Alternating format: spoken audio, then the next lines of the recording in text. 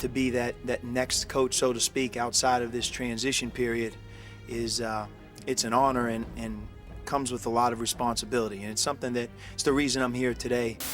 With all the great years that you had here and all that you accomplished here, at the end, you didn't step away because you wanted to or you decided that it was time. You were forced out for health reasons. Yeah, for health reasons. Was yeah. that hard mentally to process? Someone telling you I had you had to stop?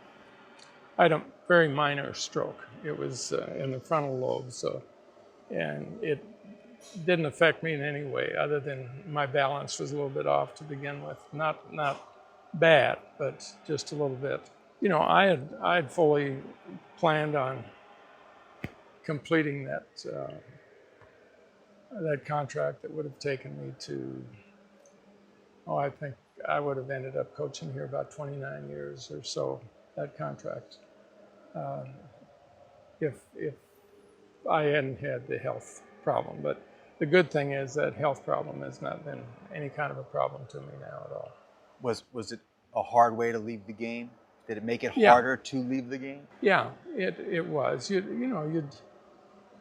Now, I wasn't one who would have wanted to make my final year, at all the schools and they give you this or they give you that. And that wasn't something that I wanted to do, but I certainly would have preferred to go out with my health well, and at that point, for me to make the decision rather than having to make the decision because of the health.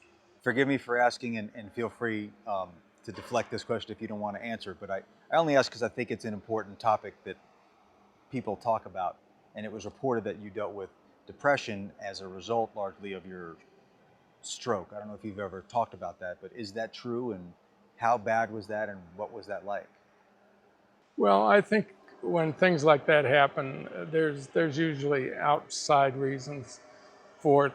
There's enough stress in coaching by itself, but if there's stress being placed on you in other ways, that certainly builds up too.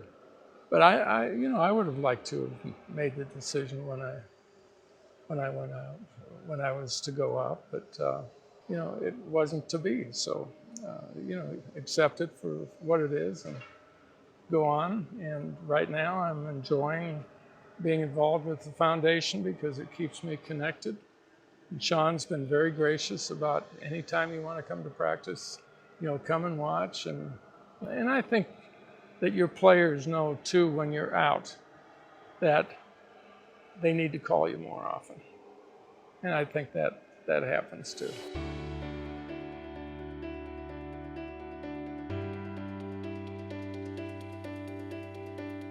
Last question.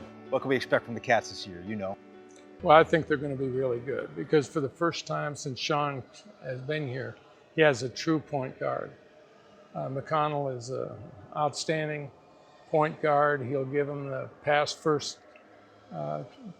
mentality. I think he's a lot like the great point guards that made this known as Point Guard U. So I think they're going to be really good. I'm not going to put anything on his back, but I think they're going to be really, really good. I think their season's going to carry on into the playoffs, and they could go deep. You need to be good to go deep, but you also need to be lucky. You can't have somebody end up with, a vital injury or get sick or something like that. So you have to be really good, but you also have to be lucky. Well, listen, Coach Olson, it's such a pleasure to see you again. You look terrific, younger than ever, and I appreciate you taking the time to be on the show. Well, thanks, Really Seth. I enjoyed seeing you. It's great seeing you again. Thank Best of you. luck with everything.